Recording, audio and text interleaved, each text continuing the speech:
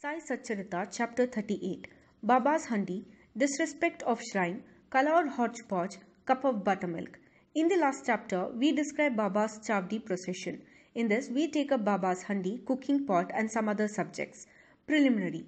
O blessed Sadguru Sai, we bow to you who has given happiness to the whole world, accomplished the welfare of the devotees, and have removed the affliction of those who have resorted to your feet.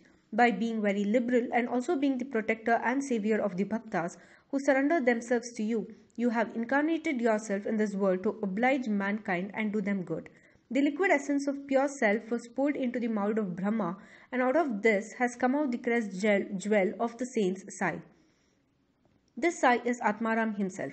He is the abode of the perfect divine bliss. After having attained himself all objects of life, he made his devotees established on the path. Baba's Handi. Different sadhanas, means of accomplishments, are prescribed in our scriptures for different ages. Tapa, penance, is recommended for Krita age, Dhyan, knowledge, for Treta age, Yajna, sacrifice, for Dwapara age, and Dan, charity, for Kali, present age. All of the charities, giving food is the best one.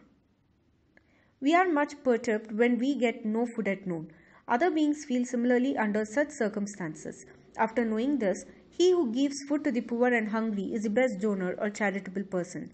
The Taittiriya Upanishad says that food is Brahma, from food all the creatures are born, and by food they live, and after having departed, into food again they enter. When an Atithi, guest, comes to our door at noon, it is our duty to welcome him by giving him food. Other kinds of charities, that is, giving away wealth, property, and clothes, etc., require some discrimination, but in the matter of food, no such consideration is necessary. If anybody comes to our door at noon, he should be served forthwith, and if lame, crippled, blind, and diseased persons come, they should be fed first, and the able-bodied person and our relations afterwards. The merit of feeding the former is much greater than that of feeding the latter. Other kinds of charities are imperfect without this annadan, donation of food, just as stars without the moon, necklace without its pendant, crown without its pinnacle, pond without a lotus, bhajan without devotion, married lady without the kumkum mark, song without a sweet voice, or buttermilk without salt. Just as varan, pulse soup, excels all other dishes, annadan is the best of all merits. Now let us see how Baba prepared food and distributed it to others. It has been stated before that Baba required very little food for himself, and whatever little he wanted was obtained by begging from a few houses. But when he decided to distribute food to all, he made all preparations himself. He depended on nobody and troubled none in this matter. First he went to the bazaar and bought all the things, corn, flour, spices, etc., paying cash. He also did the grinding. In the open courtyard of the masjid, he arranged a big hearth, and after lighting a fire, he kept a handi over it with a proper measure of water. There were two kinds of handis, one small and the other big. The former provided food for 50 persons, the latter for 100. Sometimes he cooked meete chawal, sweet rice, and at other times biryani with meat. At times in the boiling varan soup, he let in small balls of thick or flat bread of wheat flour. He grinded the spices on stone slab and put the thin pulverized spices into the cooking pot. He took all pains to make the dishes very palatable. He prepared ambal by boiling jawari flour in water and later mixing to it buttermilk, and then boiled both together. With the food he distributed this ambal to all alike.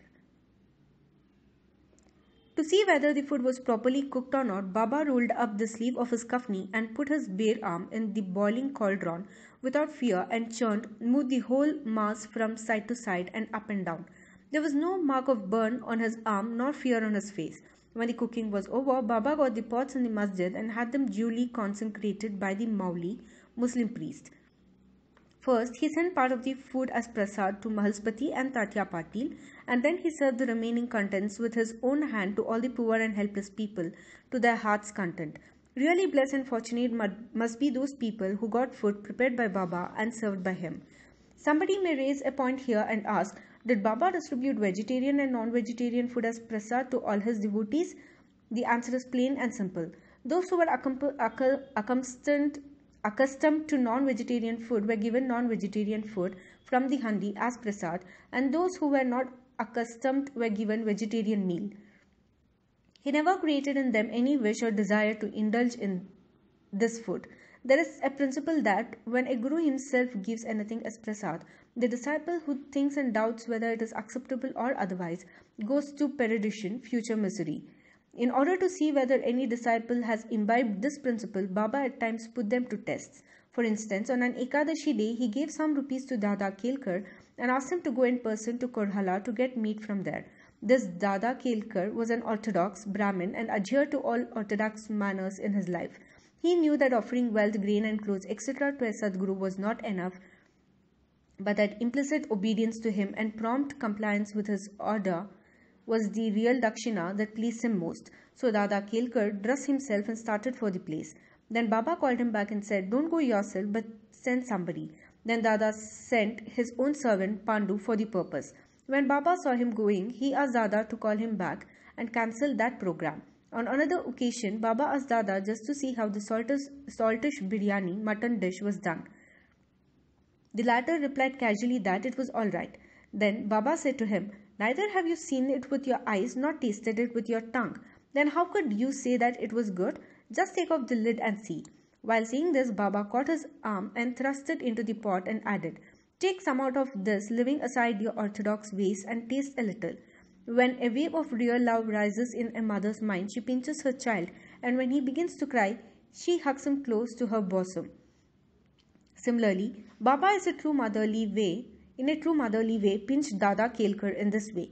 Really, no saint or guru will ever force his orthodox disciple to eat food forbidden in his religion. The handi business went on for some time till 1910 and was stopped thereafter.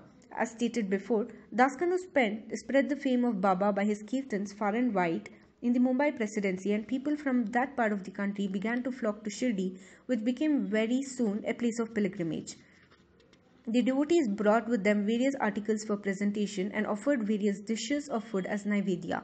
The quantity of Naivedya offered by them was so much that the fakirs and paupers could feed themselves to their heart's content, leaving some surplus behind. Before stating how Naivedya was distributed, we shall refer to Nana Sahib Chandorkar's story showing Baba's regard for local shrines and deities. Nana Sahib's disrespect of his shrine. By drawing inferences or guessing in their own way, some people said that Sai was Brahmin and some said that he was a Muslim. In reality, he belonged to no caste. No one knew definitely when he was born and in what community and who his parents were.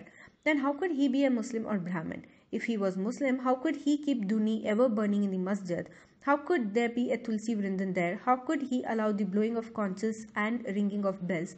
How could he allow all the different forms of Hindu worship there? Had he been a Muslim, could he have ears pierced and could he have spent money from his pocket for repairing Hindu temples? On the contrary, he never tolerated the slightest disrespect to shrines and deities.